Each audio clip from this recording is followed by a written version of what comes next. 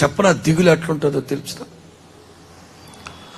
ఎదరింటి ఆవిడ ఓ మంచి చీర కొనుక్కుంది అనుకో, ఈ ఇంట్లో ఆవిడ సంతోషంగా పసుపు రాసుకొని మల్లెపూలు పెట్టి తిరుగుతా.